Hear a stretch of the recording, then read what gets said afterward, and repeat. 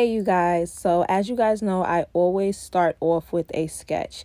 In my opinion, it is best to start with a sketch because it helps me know what pieces I'm going to need when it comes to making my pattern.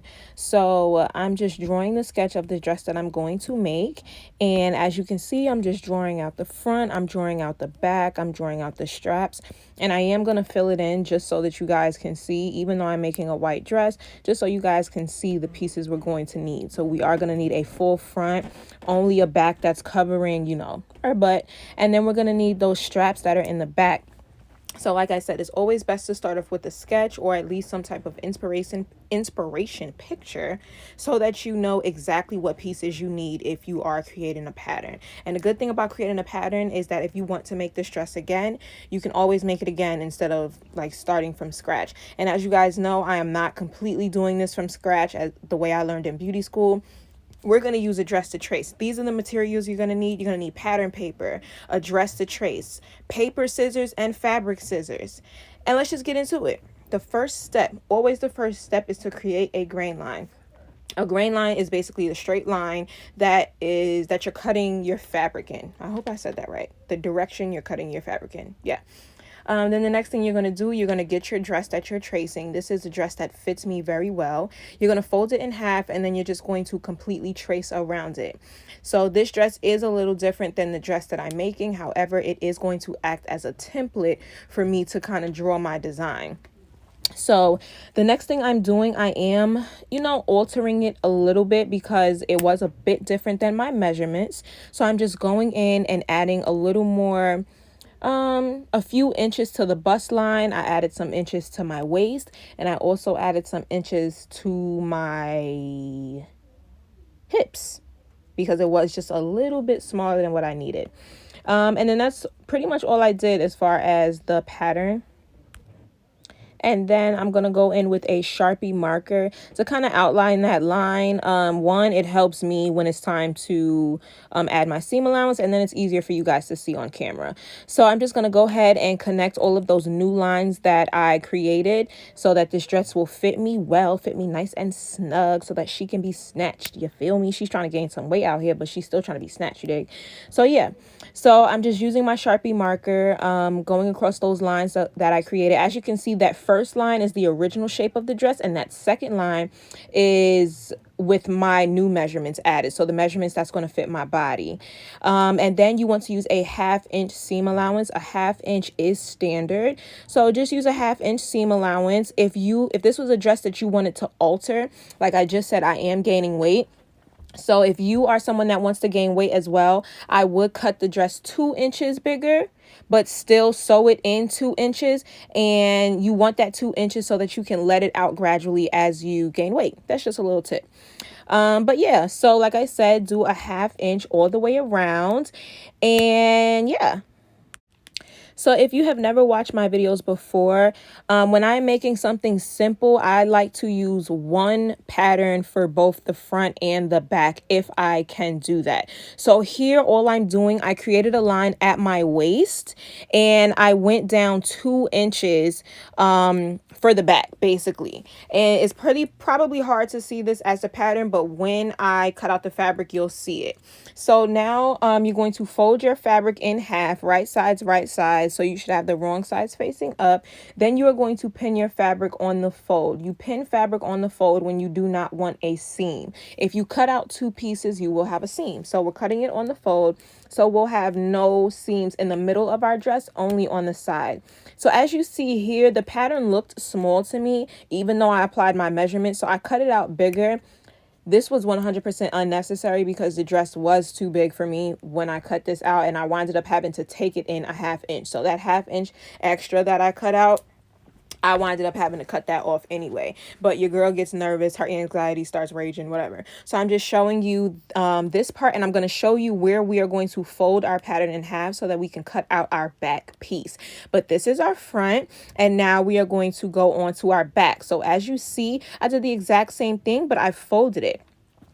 And now I'm going to cut out the straps. I literally did not take any measurements. I used my scrap fabric, and I cut out, I'm going to say it was 3 by 30. It was definitely 30 inches long, and it was 3 inches wide. However, 3 inches wide was too thick for the strap. I did take it in some more. You see, we mess up on the measurements, but it's fine. Work in progress. So I would say do 30 by 1 inch or 30 by 2 inches, just depending on how thick you would like your strap. I ended up doing 2 inches because I wanted them to be thick because it needed to hold your girl in. Like I said, we want to be snatched. So you could just use your overlocker and clean up those edges. No raw edges. You know, we don't like that. Then you're going to turn it inside out. I'm showing you here that you can use a strap, a loop turner. However, the one that I had was too flimsy. So I winded up using a safety pin, and I used a large one because this material was pretty tough. It wasn't thin like satin or anything. This is a scuba pattern. So I winded up using a safety pin. I just pinned it to the top, and now I'm pulling it through, and your girl hands are cramping. I think I got arthritis. I don't know, but your girl hands be hurting when she sew. So yeah, you just want to take your time and pull it through. You definitely want to take your time because the worst thing in the world is for your pin to come unattached from the fabric, especially while it's in the middle. That is so annoying. So take your time. Pull your loop through, and you want to do this for both, of course, and you just want to get your loops out of the way. So again, if you're using a thick fabric, you want to use something sturdy. So a bigger safety pin would be great. You don't want to use anything flimsy. Now we are going to clean up the edges of our back piece. So I'm going to overlock the top, which is going to touch our waist, and I'm also going to overlock the hem, which is the hem, you feel me? And like I say in all of my videos, we do not like raw edges.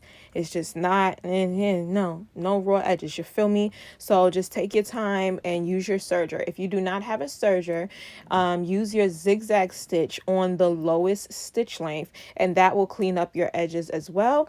Or you can use shears. Shears are scissors that have the squiggly edge. That's also supposed to help. You want to do that so that, one, you don't have any fraying, and two, so that it's nice and clean.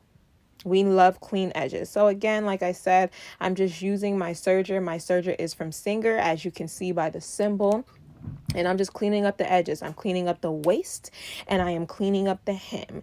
As you can see here, it is nice and clean, nice and pretty, nice and even. And that's what you want in your projects. So I'm just laying it down over the front because I really want to see where I'm going to put it. Once you get it to where you want it, you're going to take your scissors and make a snip. You're going to make the snip so that you can remember where to put it. Then we are going to hem the top part of our dress, the part that is not going to be connected to the skirt, because you need that to be clean. So you're just going to fold it over. I folded it over 1/4 of an inch, which is half of half. A half of a half an inch. And I overlocked it because, like I said, no raw edges. After overlocking, I stitched it at 1/4 of an inch, and I did this both to my right and my left side. You want that part to be clean. That's the part that is not going to be connected to our skirts. So again, you are going to sew from the top of your dress to where you made that clip. Once you do that, you'll be done with the hem of the side of your dress, and it'll be time to hem the top of your dress. So that part you're going to fold over in 1/2 of an inch. We need to fold it over 1/2 an inch because we need our straps to fit inside that loop. So just take your time, fold it over 1/2 inch, use as many pins as you need, especially depending on the type of fabric that you're using. Use as many pins as you need, and again, you're just going to sew a straight stitch all the way across. You do want to sew large enough for your loops, for your straps, the straps that's going to be connected from your front to your back. You need it big enough for your straps to fit inside. So once you do that, we'll be ready to move on to the next step. Another quick tip, when doing this seam at the beginning and at the end, when you backstitch, I would say backstitch at least twice because you're going to be pulling on your strings quite a bit. And depending on how much you pull, you can pop your threads, and you don't want to do that. So anytime you're dealing with loops and straps and strings, you always want to go over your stitching more than once. So up here, I did backstitch, I believe twice, maybe even 3 times. After you finish that part, it's time for us to connect our dress, honey. And in my pattern, I did fold it over 2 inches, but like I said earlier, your girl butt was out, not cute, not feeling it. So I just folded over about a 1/2 inch and it fit me perfectly. Now I am going to pin my dress right sides to right sides, and then we're going to stitch it, and we're going to overlock it. Why are we going to overlock it? Because your girl don't like raw edges, you feel me? This is a part where I made a mistake as well. Why is my pattern from my back bigger than my front? Oh, that's right, I cut it bigger. I couldn't figure that out for the life of me. It was definitely not needed. I did wind up going in and putting in darts because it was a little bit too big. I did kind of like the cowl effect that it had at first, but I didn't like it, and I winded up putting darts in it. But whatever. So all you're going to do is pin it right sides to right sides, and you're going to do a straight stitch. Now, in my dress, I have a split. So on one side, you're going to sew it completely straight down. And on the other side, you're going to determine where you want your split. So on that side, wherever you want your split, you're going to basically stop where you want your split and leave the other side unsewn. I hope that makes sense. I hate when I can't explain things correctly. So this is the part that I was just talking about. The side of your split, you do not want to go all the way down. You just want to go from the top where your waist is up until where you want your split to be. So that's all I did. As you can see, I think that was about 4 or 5 inches. I went down and I have that split opening. Now I have my loops. Like I said, I barely measure. I eyeball everything. This little square here is 3 by 3 inches. However, that was... Actually, it was perfect. I don't think I changed it. It was 3 by 3 inches. I folded it in half, overlocked it, turned it inside out, and now we have loops. Once you have your loops, you want to overlock those raw edges as well. I was going to just attach it just like this, but I didn't like it. Why didn't I like it? I'm going to give you a second. Your second is over because it was raw edges. Your girl don't like raw edges at all, not today nor tomorrow. So you see here, I was going to do it, but I really did not like it. It was bothering me. So I took it to my serger and I cleaned up those edges. Again, if you do not have a serger, it's fine. Use the zigzag stitch at the smallest stitch length and clean up those edges. I promise, especially if you're using like satin or something that'll fray, your outfit will completely thank you. Trust me. I also took this time to overlock the part of my strap that is going to be hanging. You are going to have one part that is basically your shoulder strap. That part you do not need to overlock, but the part that is going to be hanging, you do need to overlock. Or if you don't want to overlock it, you can just fold it within itself and do a straight stitch. However, I wanted to overlock it, so that's what I did. Here I'm showing you that I put the loop inside of that circle where we hemmed it at the top like I was showing you, and I am going to stitch it like 4 or 5 or 6 times. Why am I going to do that? Go ahead and answer me. I'm listening. I'm doing that because we're going to be pulling these straps damn near to hell. And because it's something that you're going to be pulling, you want to go over it multiple times with your sewing machine because you do not want your threads to pop. You want these straps to be nice and secure. You feel me? So you definitely need to go over it more than once, more than twice, more than 3 times. Do it so that it's sturdy. Do it to where you're comfortable because that's what we need. We need to be comfortable, but we need to make sure that our straps do not pop out and make sure that we also don't lose any threads as well. So we are almost done this dress. Literally, we are almost done. The next thing you are going to do is put on your loops. Once you get them overlocked and once you get them cleaned, all you're going to do is put on your loops. As you can see, I don't measure anything. I am a free-handed person unless it's something that's very intricate. I'm just eyeballing everything. So I have 4 loops here. Part of me wishes I would have added 2 more, but I liked it this way. And you're basically going to pin your loops where you want them. Make sure that they are in the same spot on both sides because, you know, you want it to match up. And you're going to do a straight stitch. What are you going to do?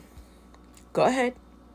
You're going to stitch over these loops multiple times. As I said, this is something you are going to be pulling. And trust me, my dress was tight. It was skin tight. Why was it skin tight? Because she was pulling on them loops. And those loops did not budge. I did not break a stitch. Trust me, because I went over these loops multiple times. I think I went over each loop at least 6 times with my sewing machine.